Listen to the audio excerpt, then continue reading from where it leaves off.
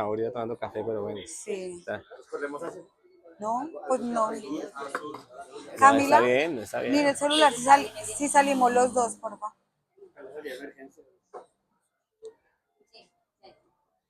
Es lo que siempre hay que mirar a la salida de emergencia.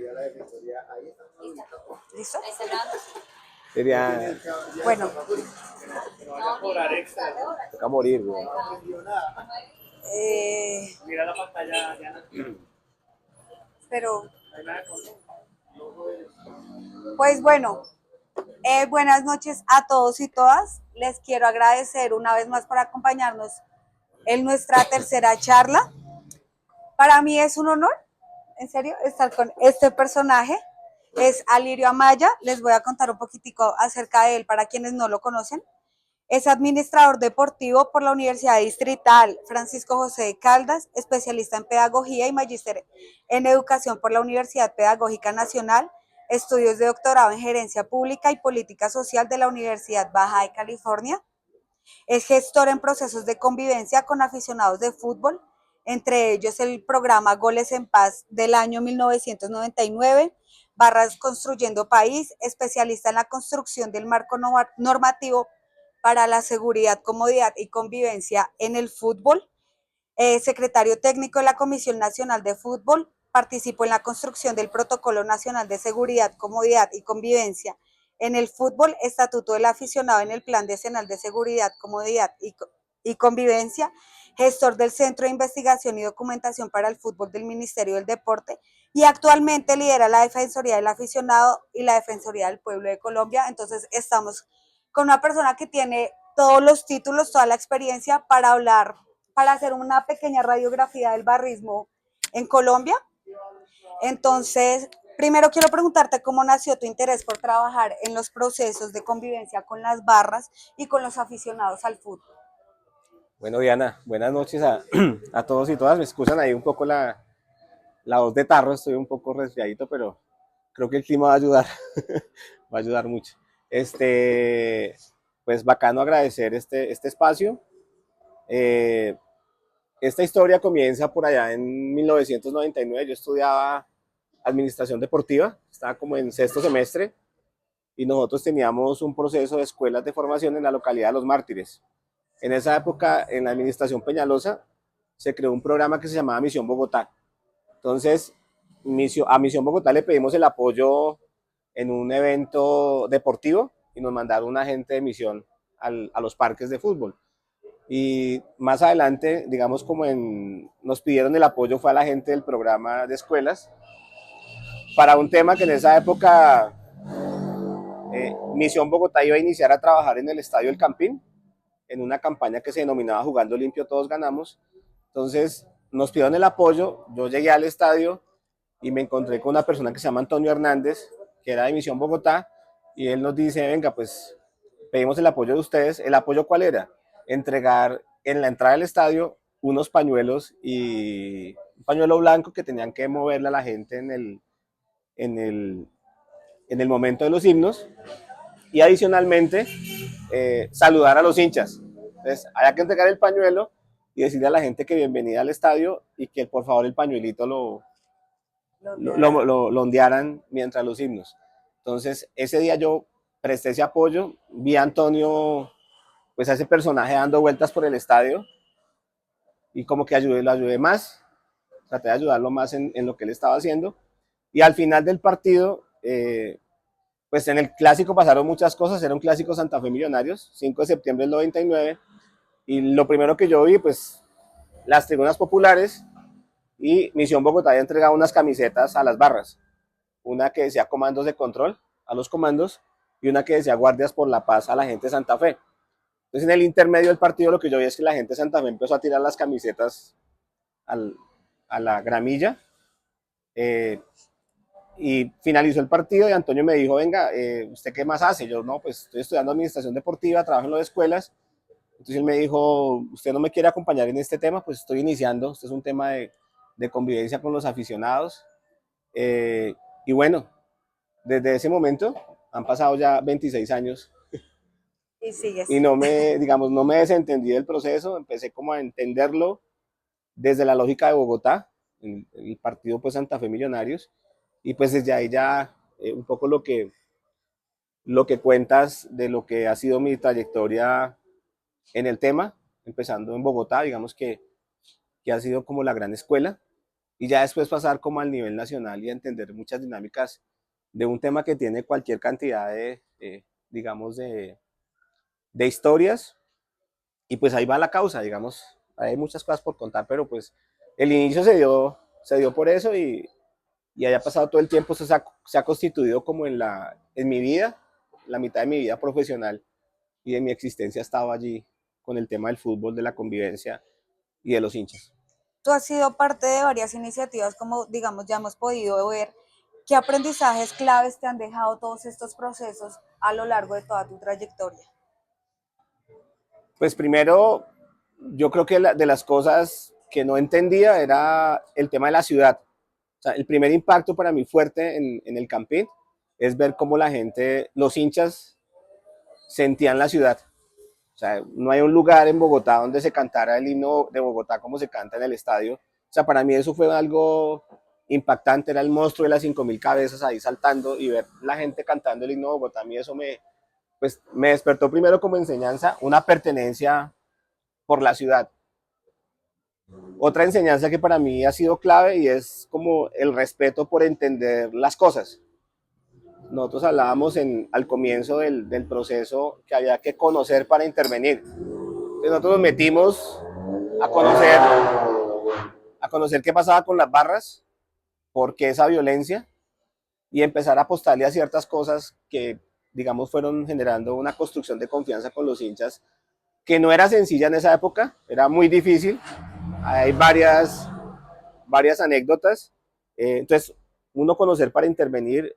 La otra era entender también qué actores habían ahí, porque pues no era solamente los aficionados, sino que estaban las instituciones y con las instituciones también había mucho lío, principalmente con la policía en su momento. El rol de los clubes también. O sea, esto era una cosa que uno empezó a entender desde los hinchas, pero cuando uno se iba metiendo, se daba cuenta que en eso que llaman ahora el ecosistema del fútbol, hay muchas cosas. Están los clubes, está la policía, están las instituciones, está la comunidad también que está en el perímetro del estadio, porque pues para nadie es secreto que los predios están cerca de los estadios de fútbol en el país. La mayoría de estadios están en zonas residenciales. Solamente un estadio está fuera de la ciudad. Bueno, uno o dos estadios, el de Montería, eh, Santa Marta y pues Cali, que es el único que tiene estadio propio. Pero el impacto, digamos, el impacto en la comunidad es muy fuerte. Digamos, el impacto en lo económico frente al metro cuadrado, alrededor de los estadios, digamos, es claro.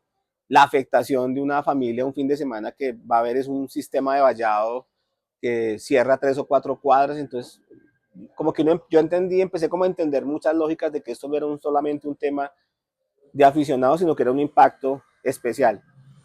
Sumado a esto, digamos, con mucha honestidad lo digo, mi formación es de administrador deportivo, pero cuando empezamos a trabajar y ya pasó un tiempo, un largo tiempo, yo me empecé a dar cuenta que mi conocimiento se estaba quedando corto para interpretar todo lo que estaba pasando dentro del estadio, frente a los comportamientos de los hinchas, a las situaciones que se presentaban.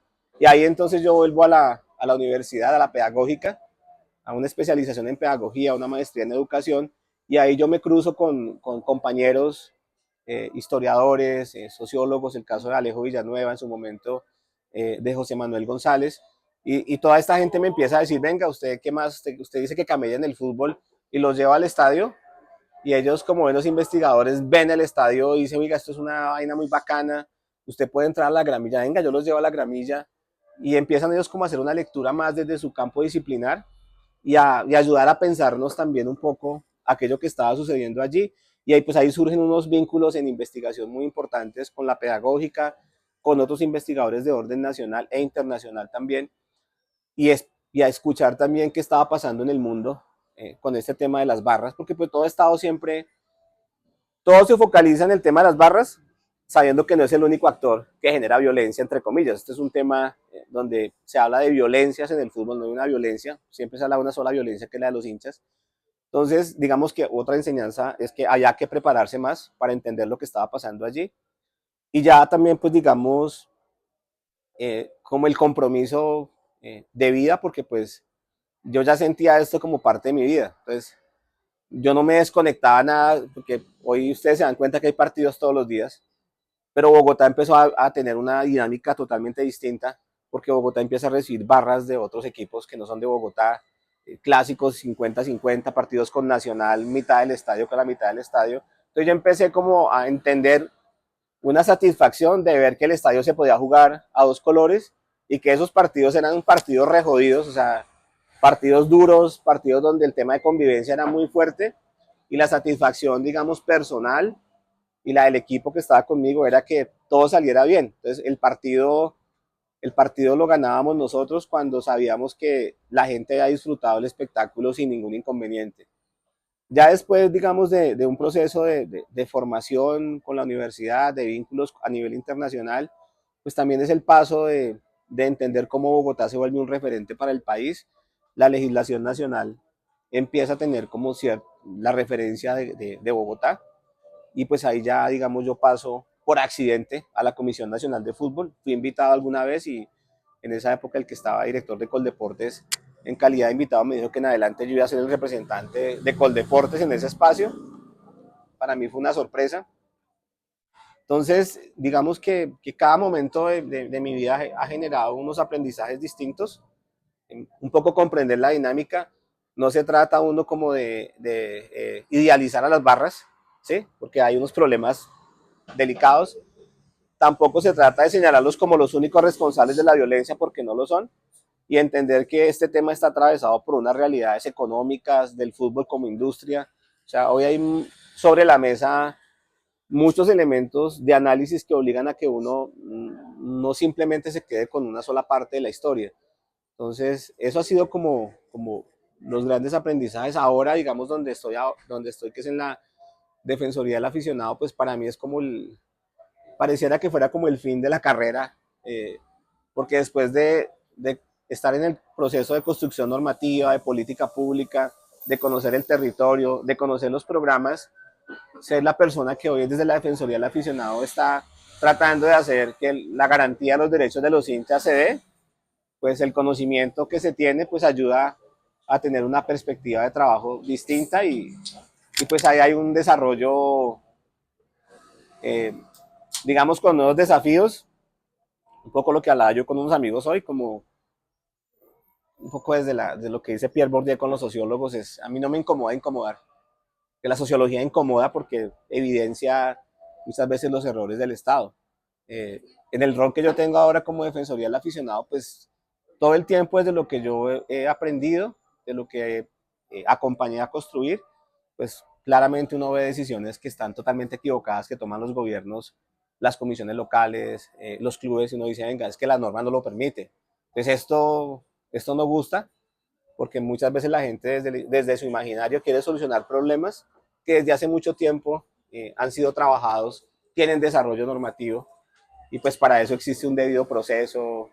Y en el mundo del fútbol han pasado muchas cosas aquí en Colombia, no en vano el número de muertos no es altísimo, las situaciones de vulneración de derechos es compleja también, la violencia entre aficionados ha generado también, ha dejado, digamos, secuelas, cicatrices muy fuertes en algunas personas, en algunas organizaciones. El conflicto también, el conflicto armado colombiano ha dejado también cosas muy fuertes. Entonces, uno entender esto como el simple partido de fútbol es complicado. Yo creo que hay varias cosas por analizar, y digamos que en lo personal es como la responsabilidad, la acción sin daño para que cada cosa que se haga por lo menos apunte a lo que tiene que ser, ¿no? A lo que uno cree que puede ser. A mí me gustaría que nos explicaras como a grandes rasgos en qué consiste el Protocolo Nacional de Seguridad, Comodidad y Convivencia del fútbol colombiano. Por allá en el año 2010 o 2011, el Mundial Sub-20. En el Mundial Sub-20, en Colombia pasa algo paradójico que siempre pasa con los eventos de la FIFA. Entonces, la FIFA te dice, ¿querés hacer el Mundial? Listo. Pero para que hagas el Mundial, tenés que cumplir con estos requisitos. Nadie te está obligando. Entonces, Colombia es sede del Mundial Sub-20, y la primera la primera exigencia de la FIFA es que los estadios donde se iba a jugar fútbol tenían que estar sin mallas. Si no, no se podía jugar. O sea, eso era impajaritable esa decisión. Entonces, para ese momento, porque en el caso colombiano, la primera ley de orden nacional se da en el año 2009, pero los procesos vienen desde antes en los territorios. Es decir, Bogotá tiene un proceso desde 1999 que hoy se conoce como Goles en Paz, que ha tenido varios nombres, varias denominaciones, varios enfoques, pero Bogotá desde el 99 venía trabajando. Lo mismo que Medellín más o menos desde esa época, Manizales tiene proceso propio, Cartagena, Barranquilla, o sea, cada ciudad tiene, o sea, esto no ha sido ajeno a las acciones que pueden ser buenas, pueden ser regulares o malas, pero el país viene en un desarrollo, pero la primera norma es del año 2009. Y una de las cosas que se tenía que mirar era la organización del evento deportivo. Entonces, cuando ustedes van a fútbol, ustedes dicen, acá hay unas ambulancias, acá hay una logística, acá hay unas vallas, acá hay una policía, o sea, hay unos recursos y esos recursos tenían que estar enmarcados en un documento que se llama Protocolo Nacional de Seguridad, Comodidad y Convivencia en el Fútbol, que ese protocolo se construye y se aprueba por la FIFA para el desarrollo del Mundial Sub-20. Entonces, hay un decreto que avala ese protocolo, que es el decreto 1717 del 2010, y más adelante, digamos, pasan cosas como el tema de quitar las mallas. El protocolo determina que no... Hoy el protocolo tiene que las mallas deben estar en los estadios. Si lo miramos desde lo normativo, el protocolo dice que hay que tener mallas de 1.5 metros de alto. Pero como para hacer el mundial era necesario quitarlas, pues se quitaron. Pero hay un concepto quizás que desborda la ley, y es que si ustedes se acuerdan, en Inglaterra hubo una tragedia que fue la tragedia de Hillsborough en 1989, donde mueren 98 personas aprisionadas contra las mallas. Entonces, como los ingleses sí tenían como ese rigor de investigar, pues las investigaciones determinaron que habían que tomar unas medidas. Y la primera medida que se tomó era retirar las mallas que dan hacia la gramilla, porque la zona más segura para una evacuación es la gramilla. O sea, no es un tema estético, sino es un tema de seguridad humana. Entonces, bajo ese concepto, pues este protocolo fija las reglas de juego, determina los recursos humanos, los recursos físicos que se requieren en los estadios de fútbol, y también tiene un capítulo muy especial que Bogotá, digamos, fue pionero en trabajarlo, y es el protocolo de barras. Porque en Bogotá, digamos, en el año 99, ¿qué pasaba? Que las barras que entraban sal de nitro, y la sal de nitro la prendían, y esto dañaba la ropa y el cemento, pues la tribuna se iba como quebrando. Entonces nosotros lo que decíamos, bueno, ¿qué hacemos? ¿Qué hacemos para que entren cosas legales y acabemos con el tema de la sal de nitro? Entonces aparecen los extintores, aparecen las banderas, las astas.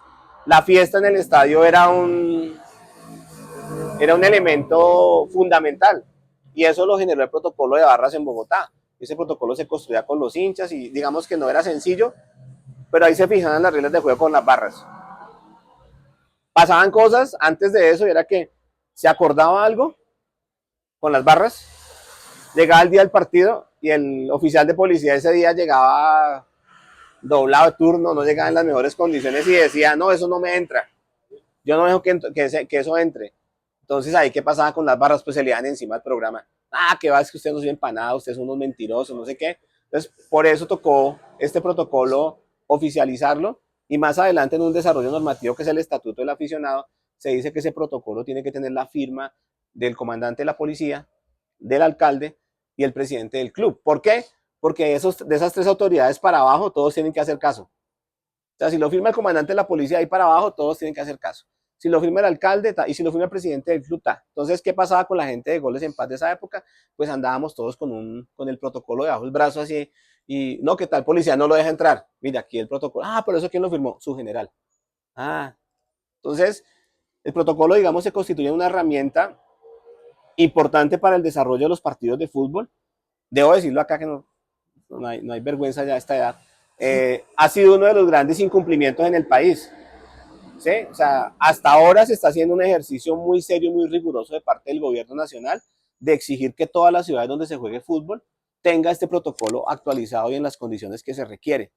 Porque el Estatuto del Aficionado, que es el decreto 1007 del 2012, dice, si no están los protocolos establecidos en las condiciones que establece el Estatuto, no se puede autorizar los partidos con afluencia de público. Y por eso el año pasado el Ministerio del Deporte generó unas alertas especiales con algunas ciudades donde no enviaban la información. Pero es que esa información es básica para atender una emergencia. Entonces, si hay un temblor en un estadio, ¿ustedes saben para dónde coger? No, eso es lo que determina cuáles son las zonas de refugio también.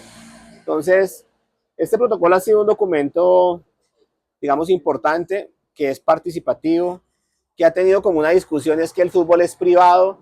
Entonces, ¿quién lo presenta? Lo presentan los clubes con el apoyo de las instituciones. Pero pues básicamente este protocolo lo que hace es tener unas garantías mínimas para el desarrollo de los partidos, minimizando riesgos, porque pues ahí hay que tener las respuestas a situaciones de emergencia que se puedan presentar con ocasión del evento de fútbol. Pero ¿qué es lo que pasa para que no se pueda homogenizar ese protocolo? Porque, digamos, uno ve en canchas que permiten entradas de extintores, en algunos bengalas, en otros no. O sea, la fiesta siempre es distinta dependiendo la cancha. Sí, ese es un poco como el desafío a nivel nacional, es que no se tiene un protocolo único frente al tema de barras, sino que cada ciudad lo suscribe de acuerdo inclusive a las condiciones del estadio, porque hay estadios donde no se pueden colocar por lo menos tiras, porque no tiene digamos, la infraestructura para poderlo hacer. Pero sí tendríamos que, digamos, establecer unos mínimos. Mínimos para un hincha que puede ser importante, para una barra que viaja. Las banderas, la instrumental, por lo menos eso. ¿Sí? Y digamos que en eso se trata de hacer. Pero acá también, así como hay decisiones, Diana, que uno quisiera que hubiese un único protocolo nacional con unos mínimos, pues también empiezan a generarse decisiones, digamos, distintas en cada ciudad. Siendo Colombia un país con una sola policía, que es una única policía nacional, no como en Argentina, que la policía es eh, por cada una de las provincias, obedecen a diferentes conceptos. En el caso de Colombia es una sola policía, sin embargo, se presentan una serie de discusiones por los criterios de cada cosa. Y aparece una cosa que es más compleja todavía, que no está fundamentado con el tema de las banderas o los instrumentos, sino la decisión del ingreso del no visitante. Entonces, la medida excepcional se volvió a la regla en muchas ciudades del país. Entonces, hay ciudades donde hace muchos años, caso de Cali, que no recibe afición visitante. Medellín, digamos, hace ejercicios con Santa Fe, pero difícilmente lo puede hacer con Millonarios, hay unos antecedentes. Digamos, en este tema hay una particularidad con el que usted hable tiene un poquito la razón. Usted habla con un presidente de un club y lo convence de que esa decisión es la más acertada. Usted habla con un secretario de gobierno y le explica. Usted habla con un hincha, marica, los hinchas tienen la razón, eso no es así. Entonces, uno acá mediar diferentes tensiones, pero sí en el país por lo menos, este es un reto distinto, y es que en Colombia no podemos seguir jugando fútbol sin la presencia del otro, del diferente, porque digamos hacia dónde vamos, a radicalizar lo que puede ser el tema regional. Entonces vamos a odiarnos más, eso lo van a copiar nuestros hijos, de que yo no puedo ir al estadio de Medellín como hincha de Millonarios, o no puedo ir al estadio de Cali como hincha de Santa Fe. Pero digamos, a la par de estas decisiones, lo que no se pensaba hace 25 años era que hoy las barras también, digamos, en una evolución, digan, venga, ¿sabe qué? Hace 20 años decían, no dejen entrar a tal barra, o sea, para ellos era mejor que no entrara, porque no, pues no, digamos que eso es parte pues de lo que las barras piensan en su cabeza. Hoy van a una comisión local y dicen, venga, nosotros queremos que los manes entren. Y no siendo suficiente que los manes entren, nosotros los ayudamos a entrar. Nosotros les hacemos un corredor seguro. Nosotros los acompañamos en la tribuna. Que han funcionado, ¿no? Ha sido funcional. Que no es fácil, claro, porque muchas veces los líderes de algunas barras se han echado enemigos a los mismos pelados que son radicales y dicen, no, ni mierda, no entran. Entonces hay ejercicios también que son muy valiosos, que si uno los tiene que leer más como sociedad, decir, venga, la pregunta es, ¿cuál es el fútbol que queremos vivir? Yo quiero vivir un fútbol donde la rivalidad va a estar, o sea, yo no puedo decirle a un hincha de Millonarios con un partido con Nacional que, pues, la rivalidad tiene que estar latente, o Santa Fe con América, o el clásico del eje cafetero, o sea, eso está ahí, pero lo que no puede tomar fuerza es que la decisión del no a visitante, creamos que eso va a ser una solución, no es una solución, es un mayor problema a largo plazo, es una apuesta equivocada de una sociedad que el fútbol debe tratar, a pesar de las pasiones, de generar algo distinto, y es que podamos convivir. Y si las barras copian para eso, pues que son los que peleaban, ¿no? O sea, es que es paradójico porque me da muchas veces como curiosidad. Venga, los que pelean están diciendo que no van a pelear, que se ponen de acuerdo para recibir, y la institución dice, no, no entran, no dice, aquí ya está fallando en la institucionalidad, que no está leyendo como un progreso que los que en otra hora se agarraban hoy estén dando ese paso. Que puede pasar algo, claro que puede pasar, porque esto no es sencillo. O sea, las rivalidades en el fútbol colombiano han dejado muertos. Hay situaciones en carretera muy delicadas. Pero a pesar de eso, la gente, los líderes, tratan de hacer cosas distintas para que, digamos, esa realidad se transforme y culturalmente otros entiendan que la vuelta no es por ahí. Hace Colombia, y en esto decirlo con conocimiento de causa, todos los investigadores latinoamericanos que visitan el país, que vienen a hacer procesos de trabajo de campo, dicen Colombia es el único país que le apostó a algo distinto. En Colombia se habla de barrismo social, una cosa supremamente extraña en otro país. Aquí se habla y los hinchas, una categoría nativa, trabajada por los aficionados. Entonces, a ratos estamos pensando siempre como en el ejemplo inglés, ¿no? Que es que los hooligans los sacaron los ingleses. Nos echamos un carretazo y nos han echado unos carretazos completos. Y uno dice, no, es que el proceso de Colombia hace tiempo es referente. Y aún en las circunstancias más difíciles, la gente la barra de sienta a decir, es que el problema es por esto. Tenemos problemas por esto. Y necesitamos que la institucionalidad nos apoye para poder mediar en estas situaciones. Hay otras que no se pueden mediar en este momento. ¿Legítimo que se hable? Claro que sí. Porque yo no puedo tampoco en un proceso de convivencia obligar a que todo el mundo obedezca a mi lógica de que no, es que ustedes tienen que solucionar sus problemas ya. Y eso es desconocer la génesis de los problemas. Y pasa. Digamos que esto no es un tema sencillo.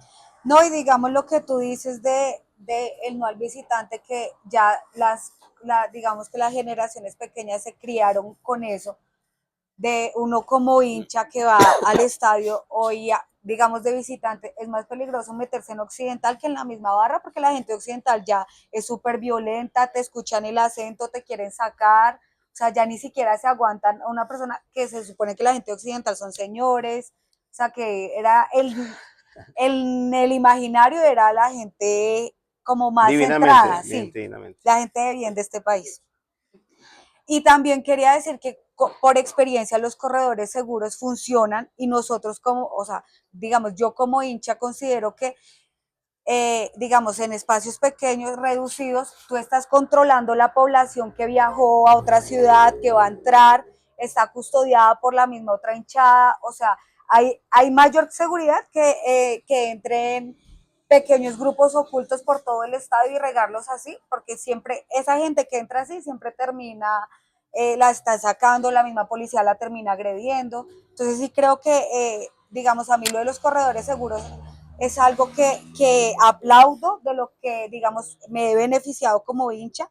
Y digamos, en ese proceso que tú mismo dices que son los barras los que proponen esas iniciativas, ¿cómo ha evolucionado el barrismo en estos últimos años y qué cambios le ves desde que empezaste a hoy en día? Digamos que esto último habla claramente de una evolución en los liderazgos. Sí, porque digamos, ya los que yo conocí hace 26 años, pues no tienen los mismos 16 años o 18 años de esa época, y yo tampoco tengo los 20 de esa época. O sea, se envejece uno y también se envejecen ellos. Y digamos que hay una situación particular, y es que hoy los líderes de las barras, como hace muchos años lo están haciendo, han hecho ejercicios de sentarse y a pesar de muchas cosas tratar de construir y saber hasta dónde se puede construir. Sí, o sea, y han hecho apuestas que no han sido sencillas en el núcleo de sus barras, porque no es sencillo. Y muchas veces se juzga eso, ¿no? Es que el líder de la barra no controla a todo el mundo. Pues nadie controla a todo el mundo. Yo siempre coloco el ejemplo de un amigo borracho que tenga malos tragos. Va a tomar con él y es uno solo. Y usted muchas veces dice, no, este man borracho no lo aguanta a nadie. Entonces, si acá hay un caso, pues lo podemos comentar. No me Ahorita la estudiamos. Entonces, digamos, ese papel de los líderes es un tema muy valioso, es algo para explorar, pero no para juzgarlo, porque yo siento que los líderes de las barras en el país han hecho una apuesta muy importante y también su vida se ha transformado y se ha transformado a partir de lo que nos pasa a cualquier ser humano, la educación, los hijos, la familia. O sea, no somos los mismos cuando nuestras vidas empiezan a pasar cosas como esas, ¿no? Yo tengo mi hijo y a mí mi hijo me cambió completamente la vida. Otros, digamos, a partir de otras experiencias. Entonces, estos líderes han hecho un trabajo muy importante y eso ya se refleja hoy en las barras. Digamos, todas las barras del país, todas, barras populares, barras tradicionales, Diana, tienen procesos para contarle al mundo. Procesos de barrismo social, como los quieran llamar. Pero hoy las barras están generando un valor agregado a la sociedad. Es más, en tiempos de pandemia, las barras, que eso lo documentamos cuando yo estaba en el Ministerio del Deporte, entregaron más de 43.000 ayudas. En tiempos de pandemia, donde no sabíamos qué hacer, donde todos estábamos encerrados, donde llegaba el mercado y lo más aburridor era desinfecta el mercado, o sea, era como Sí. la tarea más, la misión que nadie quería asumir en la casa. Entonces, digamos que hay cualquier cantidad de situaciones donde se evidencia una evolución de las barras, pero también en esa lectura de esos liderazgos que han evolucionado, de muestras tan importantes como, yo coloco mucho el ejemplo de la gente del Once Caldas, con las conozco a todas y con todos he hablado, pero yo pillo el proceso del Once Caldas, de la gente de Holocausto, venga, Juan Sebastián Gómez, ¿qué pasó? Sigue alentando en la tribuna, fue 3 veces concejal de Manizales, fue 2 veces diputado de Caldas y hoy es congresista. Y la barra se define porque yo alguna vez me senté con el loco y el loco me decía, nosotros somos una barra política. ¿Qué de malo hay con eso? Tienen un proceso de semillero de barras, no lo tiene otra barra. Entonces, pero así como hablo de la gente de Once Caldas, podría hablar del proceso de comandos, de la guardia, todos con su realidad. Inclusive los que hoy tienen más problemas han tenido procesos importantes. Simplemente que las ciudades también tienen unas dinámicas para los jóvenes que no es sencilla. Entonces el líder de la barra también tiene que pararse frente a organizaciones criminales que quieren quitarle a los pelados o los quieren instrumentalizar con la venta de droga dentro de la tribuna. O sea, eso aquí no es un pecado decirlo porque son las realidades con las que, digamos, se desenvuelven muchos líderes en el país. Entonces, hay una evolución, yo creo que hay que pensar en este momento, es en ese cambio generacional, porque ya, si yo tengo ya 26 años en este tema, las barras también, digamos, esos líderes, algunos se mantienen, otros se han ido, y llegan otros con la película El Barra Brava. ¿Sí? Entonces llegan unos pelados montados en la película de que hay que robar banderas, de que hay que pelear. Ah, Cucho, usted ya no pelea, entonces usted ya no es barrista. Entonces ahí es donde la barra tiene que empezar también a construir un legado cultural, ¿sí? De contarle la historia a los pelados que llegan y que entiendan que esa tribuna que está allá, con esos trapos, con los instrumentos, con todo lo que pueden contar, es el trabajo de mucha gente que todavía está ahí. Y ese viejo que lleva en la barra 20, 30 años merece un respeto, porque muchas veces el pelado quiere posicionarse, porque eso también pasaba al comienzo. Yo me posiciono en el parche o en la barra si peleo, ¿sí me entiende? Sí, robó Yo me trapos. posiciono si robo trapo, entonces si yo robo un trapo, uy, no, papá, usted venga para acá que usted ya no está en el nivel 10, sino que está en el top 3. Y si usted apuñaleó a otro, pues ya, y ese era el líder de no sé qué. Yo era razonero hace 25 años. Alguien de usted habla con no sé qué, dígale cuando lo vea, yo lo voy a cascar y el marica. Yo era como el telegrama de las barras que querían pelear en esa época. Entonces, eh, yo creo que hay unas realidades importantes. El barrismo en Colombia, o sea, si hoy existe una dirección de barrismo social, si en la ley 1270, si en el estatuto del aficionado se habla de barras, es porque los hinchas han estado ahí. O sea, llámese como se llamen, tengan la participación en la barra que tengan, lo que se ha construido en Colombia ha contado con la participación y ahí está claro el sello de los hinchas. No está en ningún país del mundo. Créanme que yo no, y he leído muchísimas cosas, he investigado, he estado con varias personas que tienen referencias de otros países y ellos dicen, de los pocos países o el único país que garantiza una participación y reconoce a los hinchas como sujetos de derechos es Colombia. Ah, que la norma que está no se cumpla, bueno, discutamos eso porque no se cumplen las normas en Colombia, pero los hinchas han estado participando de manera muy activa. Pero también hay una realidad, Diana, y es que el mundo del fútbol, el mundo del fútbol, pareciera que demanda otro tipo de cliente. Y no es el hincha que está tatuado, que salta en la popular, sino es un hincha con poder adquisitivo que tenga la posibilidad de comprar una camiseta cada 4 meses que vale 500.000 pesos, que se siente, que quizás no proteste porque esto es un negocio privado y no hay que protestar. Lo popular del fútbol, en el buen sentido de la palabra, se va perdiendo, ¿sí? Y ya lo hablaba esta semana en la Feria del Libro con otros compañeros que presentaban un texto, Mi Segunda Piel, y hablaba David Quitiano, un sociólogo colombiano, y él decía, yo estoy yendo a los partidos de la Selección Colombia en una misión especial que tiene como investigador, y él decía, ahí hay otro hincha. Ese es un hincha distinto, es un hincha turista, Sí, que sí tiene el merchandising del club, no sé el del qué, sí se puede. y el del sí se puede, el crítico del sí se, pero la barra, esa otra barra no puede entrar. Y si hay un trapo de una barra popular, o si hay un muchacho con la camiseta por fuera, no, ese pelado no, eso estéticamente me resta. Entonces, ahí es un poco unas discusiones que hay en torno al fútbol. Yo no voy a desconocer que el fútbol es un negocio privado, sí, claro que lo es, pero pues hay una participación de la gente y eso también le pertenece a los colombianos. El fútbol como tal es parte de eso. Dos cosas con respecto a lo que decías, y la primera es que hablando con los líderes de las barras también me decían como es un poco injusto que cuando pase algo de una encasillen al líder que tiene que responder porque eso no sucede con nadie. O sea, y me ponían el ejemplo, un policía mata a alguien y no llaman al general a decir usted tiene que responder por lo que hizo ese policía, individualizan los casos y es lo que no pasa, digamos, con ellos. Si pasa algo es el líder el que tiene que responder, es al que todo el mundo le cae, las instituciones le caen y que además que tienen que responder por un montón de personas que muchas veces son segregadas por la misma sociedad y que encuentran en la barra, digamos, su único refugio. Lo otro que te iba a decir se me olvidó. Si hay un Ah, tema, ya. es una visión, pues yo creo que es una visión muy conservadora, ¿sí? Es, es que ustedes para pedir sí lo hacen a nombre del grupo, pero para responder, ahí sí individualicen. Pues ese es un principio del derecho.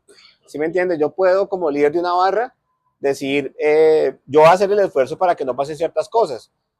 Pero ellos lo han dicho. Si pasa, ¿qué norma existe para individualizar? Aplíquenla. Porque el líder también le está diciendo al parche, venga, si ustedes la llegan a cagar, marica, hay una norma que establece esto y esto. Ya, si ustedes se la juega por eso, pues tendrá que responder. Pero entonces en eso ya es que no, es que ellos sí, como para pedir si pueden ir en nombre de la barra y como para responder, no es que la responsabilidad en Colombia a partir del derecho tiene unas connotaciones y tiene unos procedimientos. Entonces ahí hay una mirada como muy conservadora de las formas Pero que, además como arbitraria total.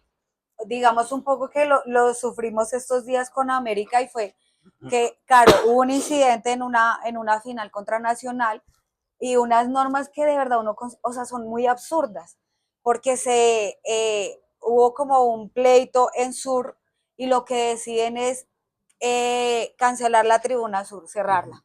O sea, como si ese pedazo de piedra tuviera la culpa y lo que hacen es entonces bloquean las 7.000 personas que caben ahí, pero nunca se pide una individualización porque además creo que muchos de nosotros para entrar a la cancha hace no sé cuánto fue la carnetización, tuvimos que comprar un carnet y un poco, o sea, nos robaron la plata, con eso no pasó nada, exacto.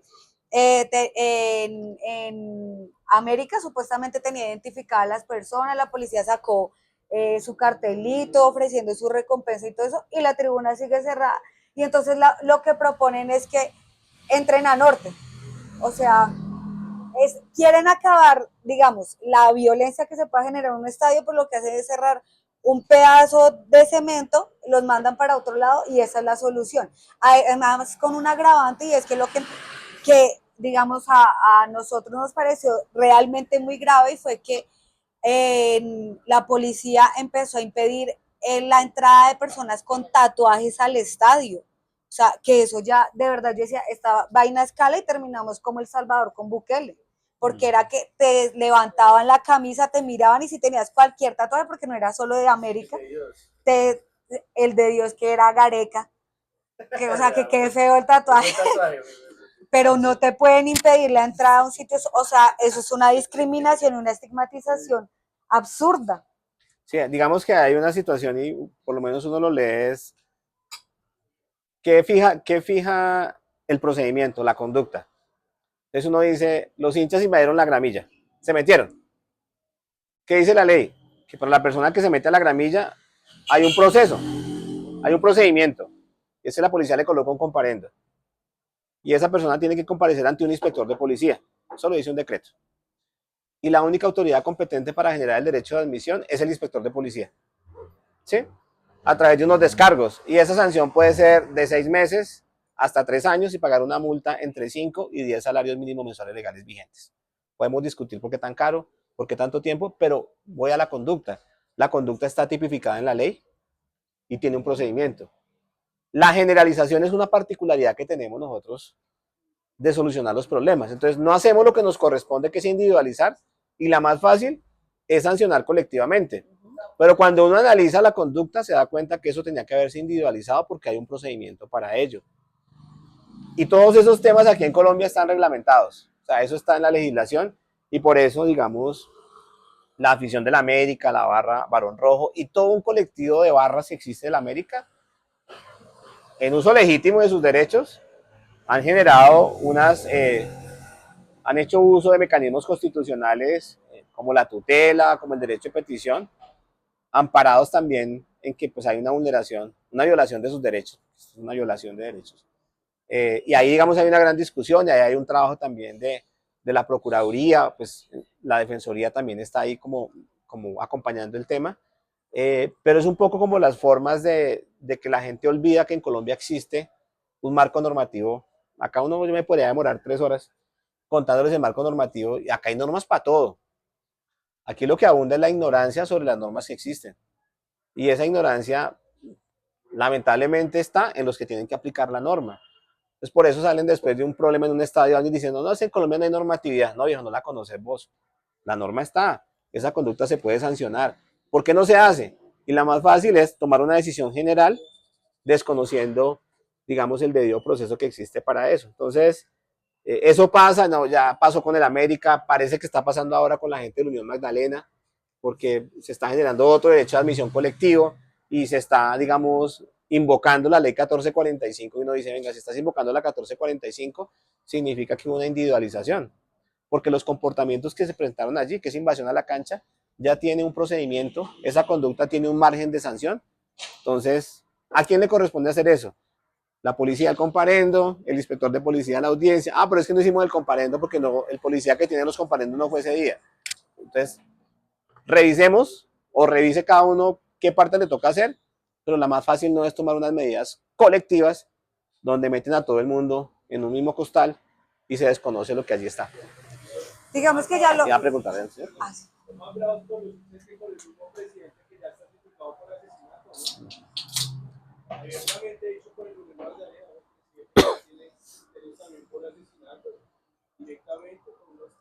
Feminicidio.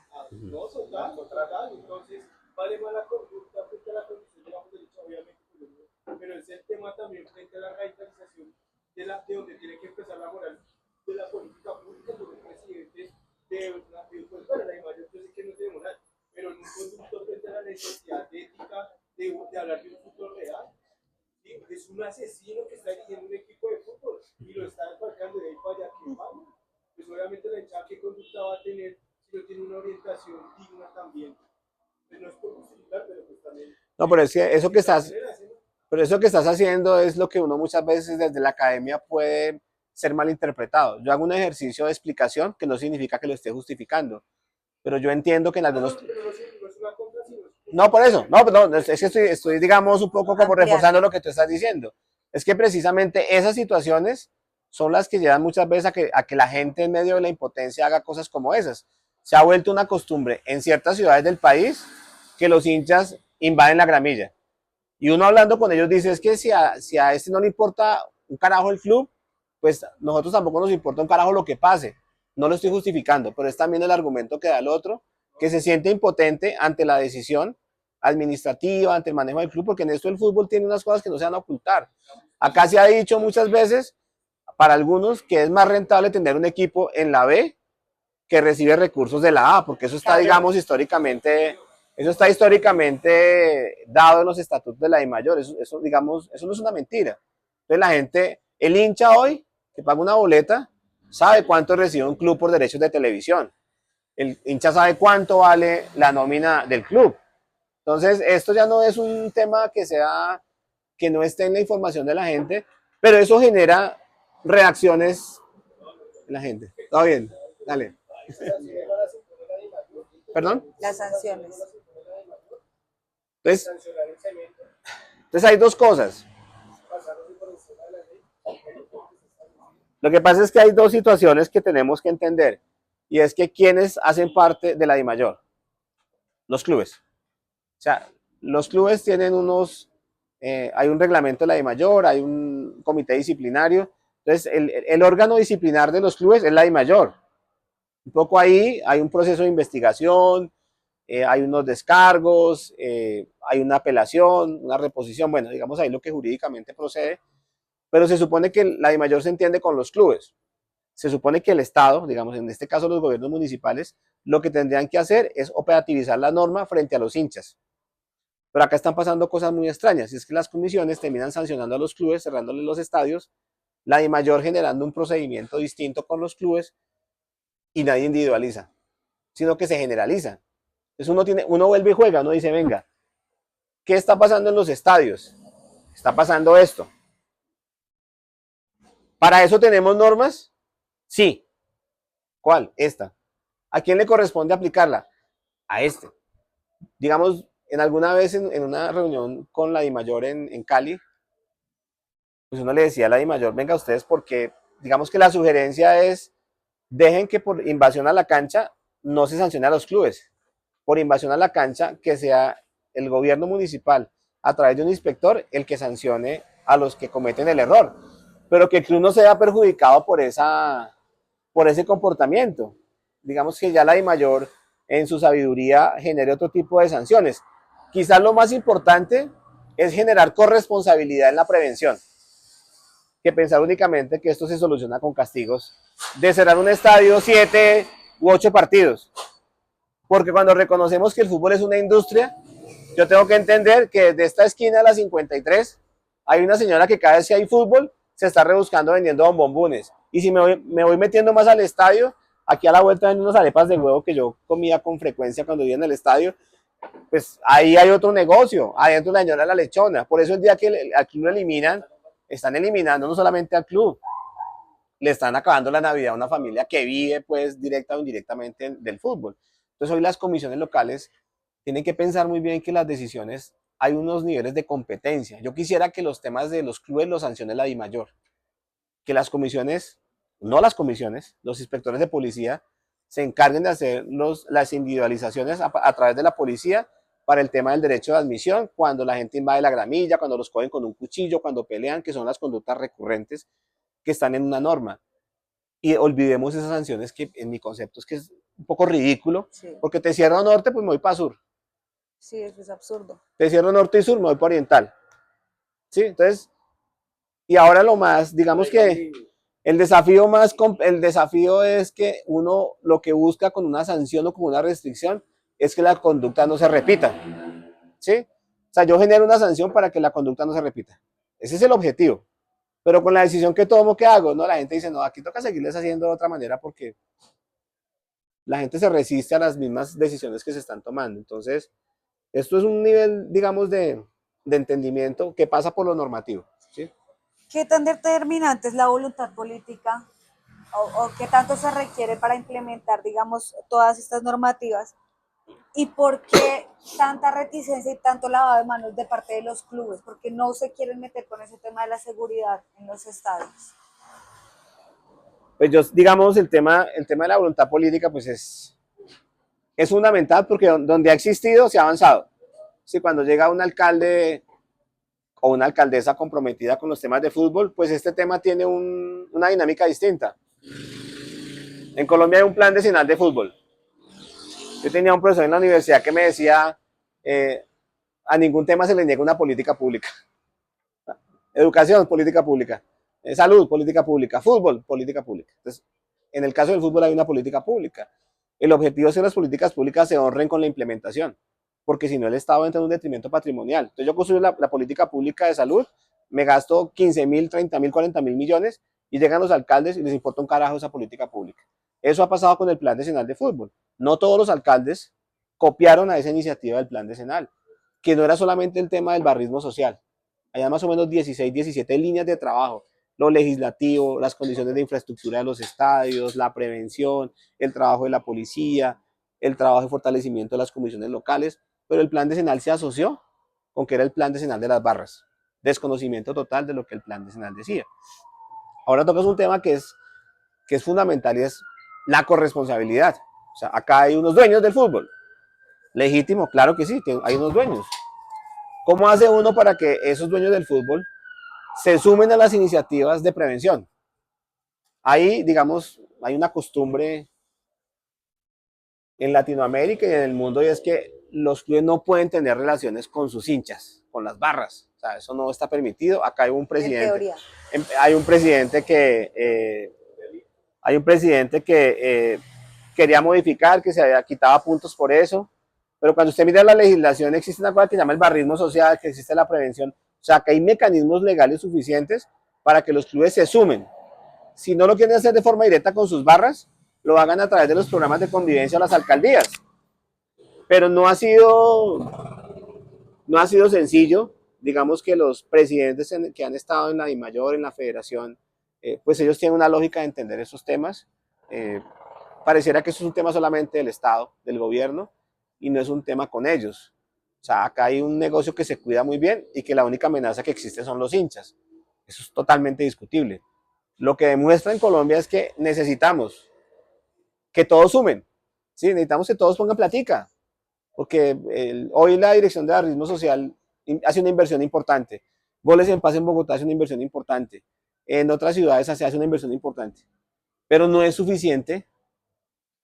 Si el fútbol dijera, yo inclusive alguna vez cuando salió la ley 1270, en el año 2009, yo de iluso hice una diapositiva para una reunión de la Comisión Nacional y yo puse la boleta y puse un porcentaje. Yo dije, para que esta Comisión Nacional pueda funcionar, qué bonito sería que de cada boleta que se venda, un porcentaje se destine para el tema de la comisión. No quiero decirles las caras que me hicieron en ese momento, eh, pero si hay que financiar, pues uno puede hacerlo desde ahí. Saca boleta que pague un colombiano por entrar al estadio, que 100 pesos o 200 pesos se destinen para los temas de prevención. Eso es mejor que esperar a que los hinchas los sancionen para que paguen una multa y con esa plata se financien temas de prevención. No, es mejor desde la boleta y se crea un fondo y ese fondo se articula con los territorios y ahí está la plata para hacer prevención y no solamente lo va a hacer el Ministerio de la Igualdad ni lo va a hacer la Alcaldía de Bogotá. Eso, como tú lo estableces, Diana, es voluntad y la voluntad política no es solamente del Estado, la voluntad política también es del privado que puede saber qué puede sumar a esto. Pero como el tema es que acá se ha creado un otro acabar, que son las barras, ¿sí? O sea, es que hay un tema acá hay alguien que perseguir, que hay que, en algunos países como Argentina, que hay que extinguir completamente a las barras, organizaciones criminales, bueno, ahí se habla un poco de un lenguaje supremamente fuerte, y pues uno sabe que también hay situaciones, porque si bien en algunos países dicen que no hablan con los hinchas, uno sabe que por debajo de cuerdas sí se habla con ellos. Que no sea visible es otra cosa. En Colombia es totalmente transparente, porque los hinchas están sentados en las alcaldías, con los secretarios de gobierno, con el gobierno nacional. No son actores que están con la cara tapada, ¿sí? No. Están de frente diciendo, tenemos problemas, estamos planteando soluciones, muchas veces no se dan.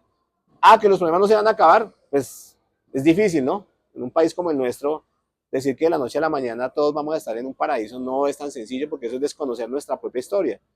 Pero ahí hay una ruta que se ha construido que pues, vale la pena seguirla apoyando.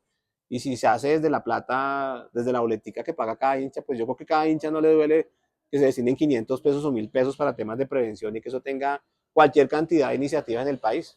Pero es que además hay un tema como de conveniencias e hipocresías, porque pareciera que es un negocio privado cuando conviene y cuando no, sí es algo popular y público, porque nuestra primera charla fue con la directora del barrismo social, con Marixa, y ella nos decía, por ejemplo, listo, el fútbol es privado, tú, por ejemplo, tú vas a un concierto, el sábado estuvo Maluma acá, digamos, la seguridad la ponen ellos, adentro está gente de seguridad aparte, pero acá los clubes no quieren eso, los clubes quieren que sea la policía y que sea, digamos, el distrito, bueno, las autoridades de cada región las que se encarguen de la seguridad y ellos no saber nada del tema. Entonces sí siento que es como para lo que nos conviene, sí, pero para lo otro sí que sea responsabilidad del Estado y que mire qué hace con ellos. Ahora te quería preguntar, desde tu rol ahora en la Defensoría del Aficionado, digamos que cuáles son esas principales problemáticas recurrentes que llegan a ti en las que tienes que trabajar como a diario por parte, digamos, de los aficionados. Son muchas, digamos que como esto está fundamentado en la violación y vulneración de derechos, pues llegan cosas como la de Cali, 7.000 aficionados con derecho a admisión, no pueden entrar. Entonces uno dice, venga, ¿cómo se da eso? O lo de la Unión Magdalena, o no entras porque tienes cara de sur. Cosas que van, Pero sí pasó, sí, pues pasó. digamos que hay muchas situaciones, obviamente que el rol de la Defensoría del Pueblo pues es de documentar las cosas, digamos que uno a los aficionados le dice, documenten porque la acción es en derecho, ¿no? Entonces, esto no queda simplemente como una anécdota, sino que, y pues uno conoce ya por la trayectoria que uno tiene en este tema, y es que efectivamente hay muchos procedimientos que desconocen el debido proceso.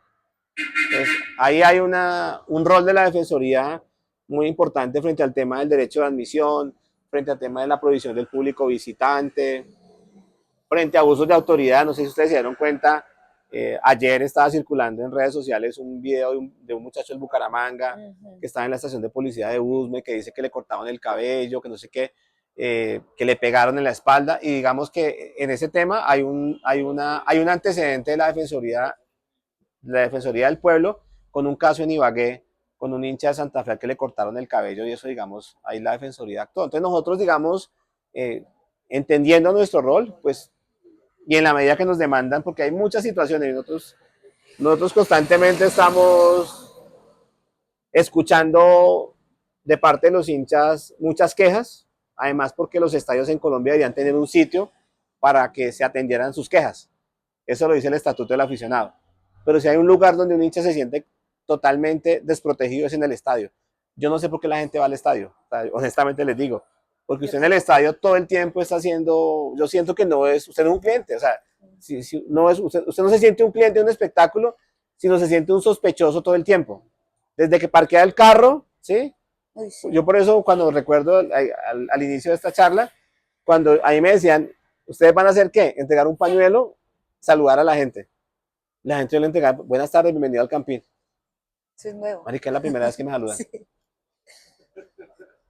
Porque usted en el estadio de la vuelta, una requisa, levante la mano, no Súper queda. agreste el ambiente. Y si usted dice alguna cosa, pero eso no pasa en todas las tribunas, ¿no? Eso pasa en sur, en En las oriental, pero en populares. occidental, vaya usted requise un periodista que le abra la maleta a ver con qué le sale. No, usted qué piensa que no sé qué. Es, digamos que en eso hay, en eso hay cualquier cantidad de situaciones de que uno trata es que, pues que la labor de la defensoría sea efectiva. ¿Sí? Nosotros estamos empoderando a las barras en Colombia en los temas de derechos humanos. Estamos haciendo procesos de formación en derechos humanos. La idea es crear una red de comités de derechos humanos de los aficionados y que operemos y construyamos información de las diferentes situaciones que se presentan, porque hay muchas situaciones que han pasado en Colombia que nadie las conoce. Han pasado cosas muy delicadas y digamos que el rol de la defensoría ahí es muy importante, eh, entendiendo inclusive los riesgos que significa trabajar en Colombia en temas de derechos humanos. No es algo menor. O sea, eso es. Y digamos que la defensoría, los países no deberían sentirse orgullosos de tener una defensoría del pueblo con tantos funcionarios, porque eso habla de la vulneración de derechos que ocurre en un país, ¿no? O sea, la defensoría en Colombia tiene como 2.500 empleados. Dice, hay unos países donde el funcionario son 2 personas de la Defensoría del Pueblo, porque digamos no se presentan las situaciones que se viven en Colombia.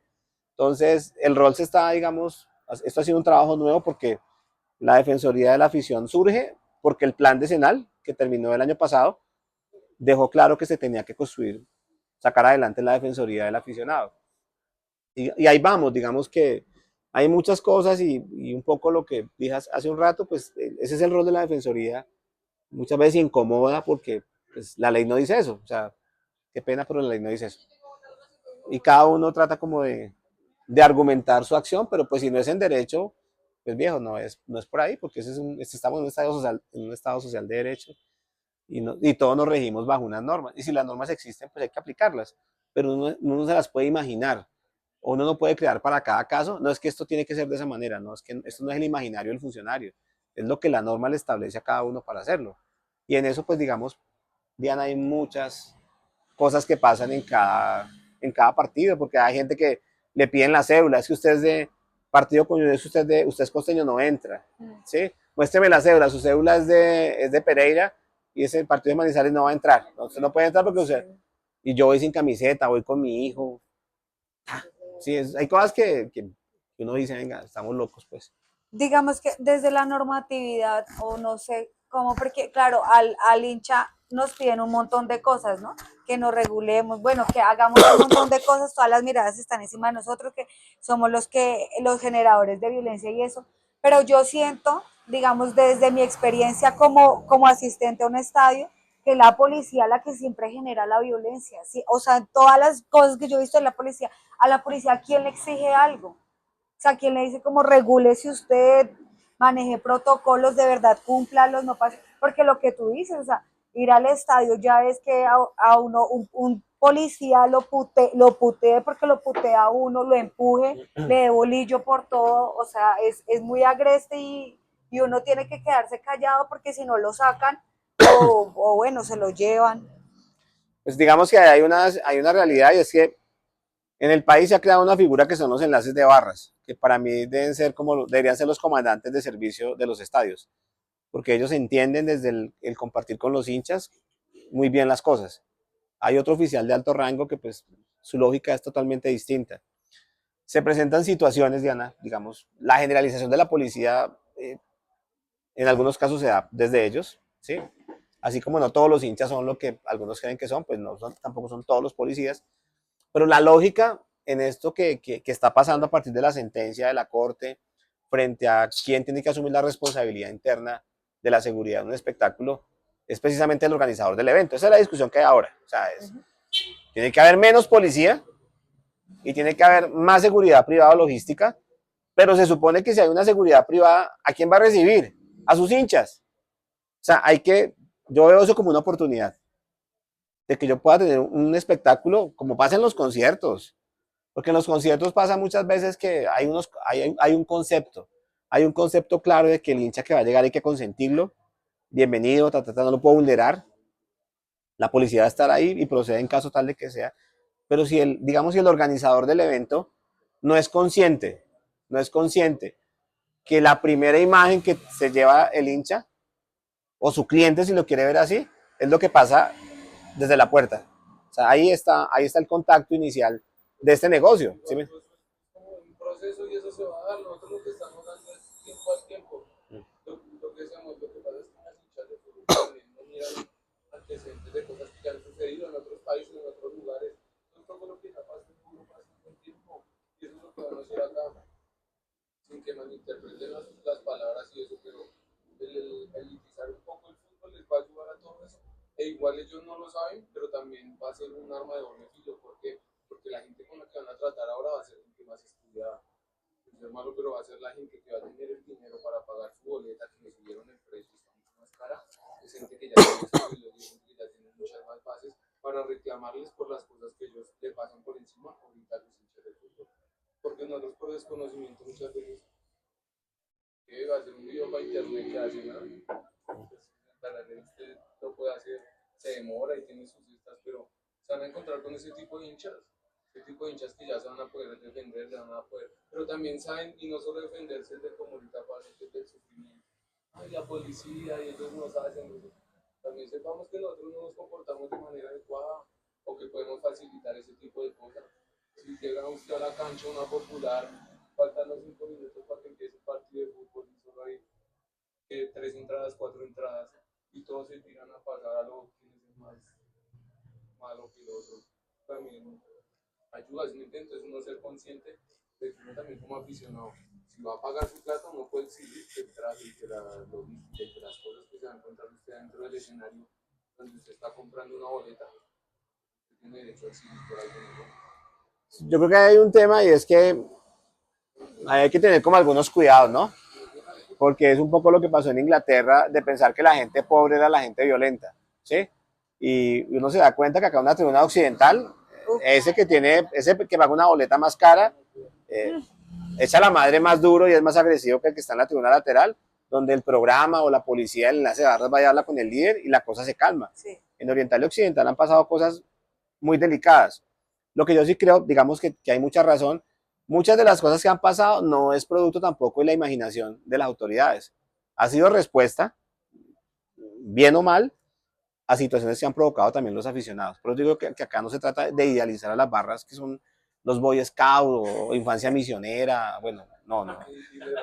Es, no, no, la barra es una barra y por eso el rol de los líderes ahí es muy importante. Por eso cuando uno reconoce que es una barra de fútbol, que hay allí, porque allá hay una diversidad, hay unas tensiones también, porque existen las tensiones entre ellos mismos, pero cuando uno ve esas voluntades, pues uno, pues digamos, hay una apuesta muy importante por eso. Y quizás por eso también el fútbol no desea ese cliente. Cuando ese cliente se vuelve un problema, no porque proteste, sino porque cada 8 días está formando un mierdero en el estadio, pues lo está perjudicando también económicamente. Entonces, Claro. para nadie es un secreto que le cierren el estadio a un equipo 4 o 5 partidos, es quebrarlo. O sea, lo quiebran completamente porque ahí están no solamente las entradas, la publicidad, la activación, todo lo que eso determina. Y quieran o no, el hincha es dueño de la pasión, no más, a no ser que sea socio del club. Pero es dueño de la... Entonces, el hincha desde la pasión crea también legítimo una forma de entender y ver el fútbol. Pues en algún momento el dueño del equipo dice, venga, yo estoy invirtiendo acá 25.000, 30.000 millones de pesos. A mí la barra no me puede decir qué jugadores contrato. ¿Sí? Puede opinar, pero no me puede poner contra la espada y la pared de que es la barra la que define las contrataciones. No, la barra puede hacer unos aportes importantes, una visión crítica, pero por ahí no pasan las decisiones de un negocio que pues tiene esa característica y es que es un negocio privado, pero que sea extremadamente desconectado de las cosas. Yo creo que ahí sí es donde hay que mediar también ciertas situaciones. Y en otros lados, pues digamos, se toma como referencia el fenómeno inglés, las divisiones inglesas, estadios, digamos, que han sido elitizados, que la boleta subió casi un 1000%, pero los problemas se trasladaron a los bares. Entonces, uno que dice, como Estado, yo necesito es que la gente por el deporte, en este caso el fútbol, no se mate en ningún lado. O sea, la apuesta debe ser distinta. Pero pues tampoco hay que desconocer la rivalidad. O sea, es que no es tan sencillo, pero pues digamos que Colombia ha hecho... Margaret Thatcher directamente fue una persona que generó estigmatización, criminalización y hubo acciones de Estado en Inglaterra para acabar con los hooligans. Como un proceso, muchas de las tragedias sucedidas en Inglaterra tuvieron como tal consecuencia de dictamen jurídico, acciones por parte del Estado. No fue una acción donde se culpaba a las barras, se sacó a las barras por una condición de política también en Inglaterra, con esa excusa de que habían sido los causantes de algo que había sido completamente un detonante causado por el Estado. Entonces, digamos que eso también fue una intención política muy marcada, pues obviamente dentro de la autocracia de la monarquía de esa señora, pero también sucedió. Y es algo que, digamos, el mundo reconoce en Inglaterra como una causa de un efecto de una criminalización estatal y un mal actuar por parte frente a la posibilidad de, obviamente eran locos, pero había una necesidad de justicia social y no la tuvieron. Entonces, no hay justicia social, justicia hemos hablado, ni memoria de justicia social ahí en el fútbol. Hay esto no es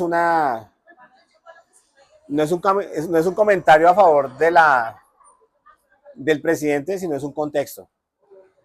Voy a decirlo de esta manera. Hace 2 días, en la locución presidencial, se habló del tema de las muertes violentas en Colombia y se hizo una línea de tiempo donde se describía a qué correspondía cada momento de la historia, o sea, qué estábamos viviendo, ¿sí? ¿Por qué se estaba presentando esos picos tan altos de muertes violentas que pasamos de estar en 28.000, 30.000 ahora como a 13.000, 11.000, 22 por cada 100.000 habitantes?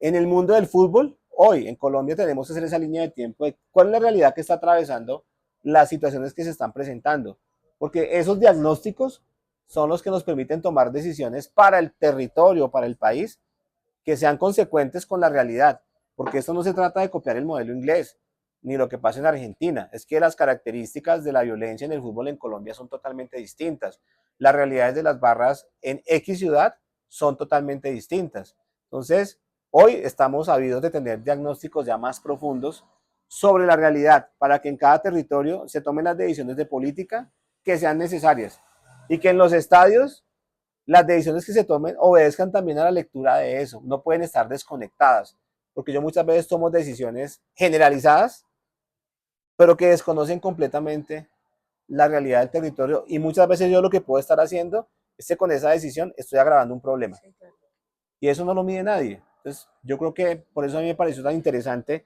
mirar el tema de muertes violentas en Colombia y hacer esa línea de tiempo. O sea, es que en estos momentos, hoy la delincuencia se mueve a partir de esto. Hoy la violencia de las barras, la realidad del fútbol, la realidad de los estadios, estamos a 2 cuadras de un estadio que hoy es una APP. O sea, eso va a tener otras repercusiones, otras lecturas, otras formas de vivir y ver el fútbol. Ya no es una prioridad que aquí a 2 cuadras se juegue solamente fútbol. Ya es una prioridad los conciertos. Ya es una prioridad otro tipo de espectáculos. Entonces, ¿que eso influye? Claro que influye. Entonces, digamos que, por eso digo que estos temas no se agotan. Yo puedo contar una historia y digo, no, yo llegué hasta acá, pero los que vienen van a tener que camellar más vueltas porque esto cada vez va a demandar más investigación, más trabajo de campo, más trabajo con los muchachos, más trabajo con los clubes, más trabajo con la policía, que ya la tendencia es que no esté dentro del estadio.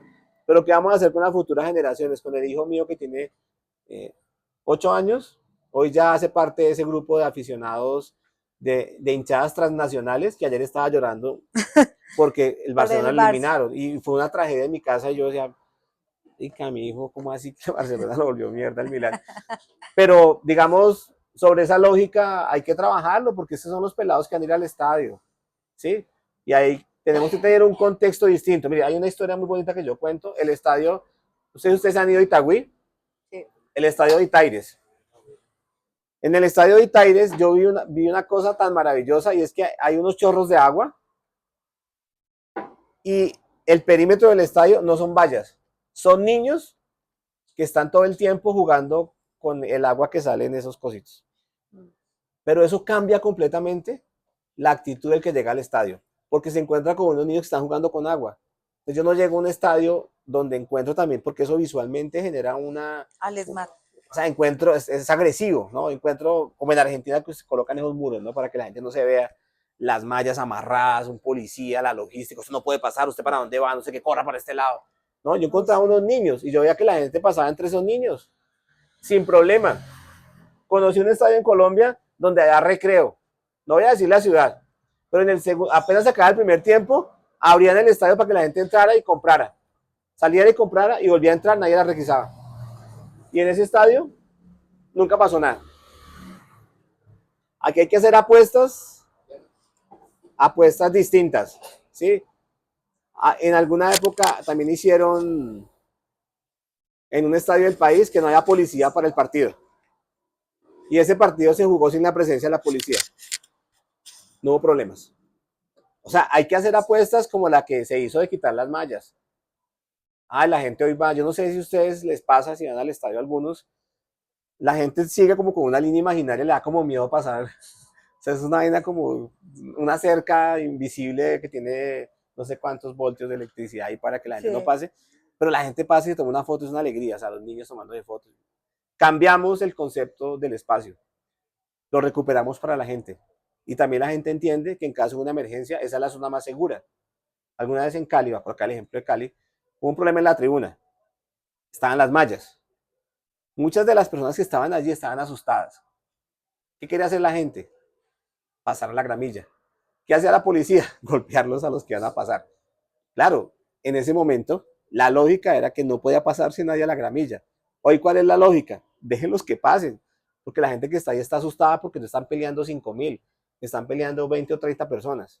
Pero las otras personas, por protegerse, es como si uno va en la esquina y uno va, y alguien va al lado de uno y empieza y sale corriendo. La sensación, la acción de uno, ¿cuál es? Correr. Entonces, imagínense ustedes en una masa pues con 3.000 o 4.000 hinchas. Entonces, acá tiene que haber apuestas también desde la pedagogía distintas. Hay que generar rupturas, como esos chorritos de agua en el estadio de Itagüí. No sé qué pasa en el Campín, si en el, bueno, ya hoy también yo voy a quejarme acá en este espacio. Yo siento que ya perdimos ese espacio completamente, porque eso está cerrado por todos lados y ya uno ni para caminar se puede, ya eso está tomado al 100% y cada vez con más robusto el sistema vallado y tal. Y bueno, es una decisión en la que yo en su momento pues también como que llamé la atención de que ojalá lo de los la vivencia, la cultura de los hinchas no se vaya a perder en un espacio que tiene esa connotación pública-privada, porque uno sabe que en eso lo que prima es el negocio.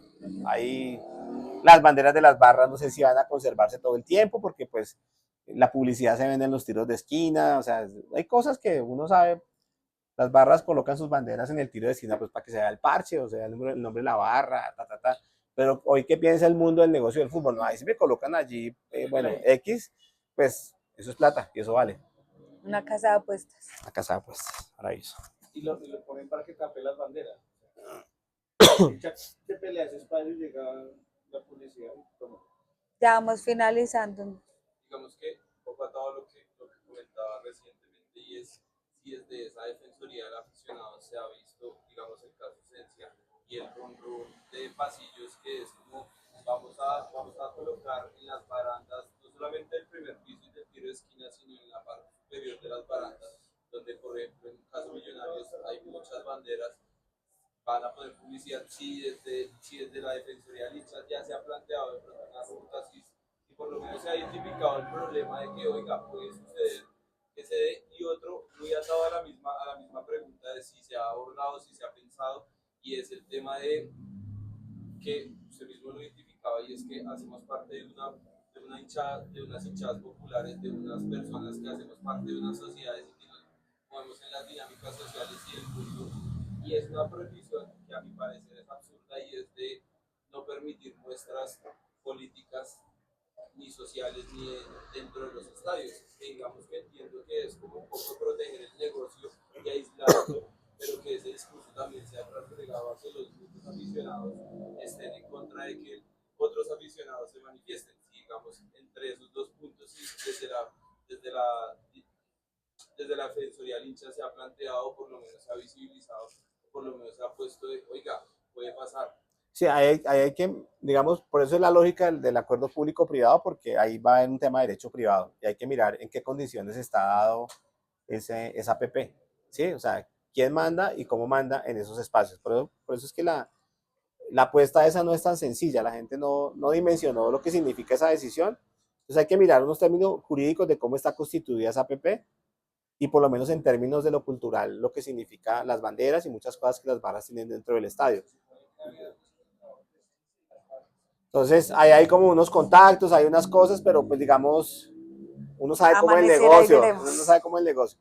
Y digamos que en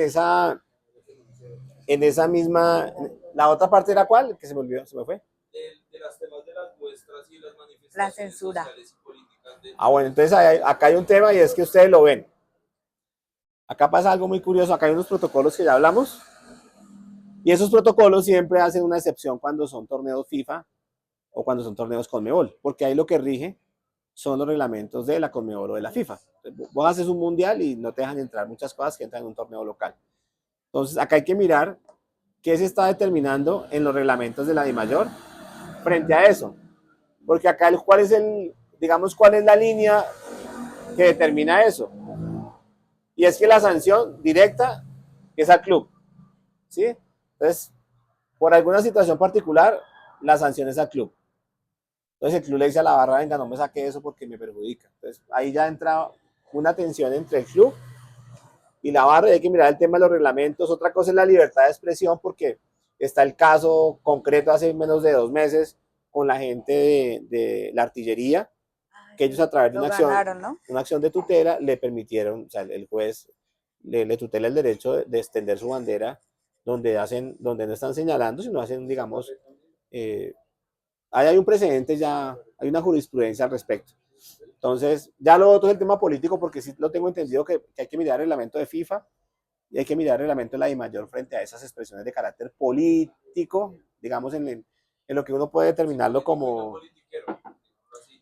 Sí, como la campaña, eso, el proselitismo, pues... Digamos que lo enmarca en el político, digamos, caso la causa palestina. De acuerdo, eso es totalmente distinto. O sea, y acá han pasado casos donde yo supe de algunas ciudades donde el alcalde directamente frente a esas expresiones amenazaba a la barra que si entraban eso los iba a sancionar. O sea, una cosa totalmente absurda. Colmillos.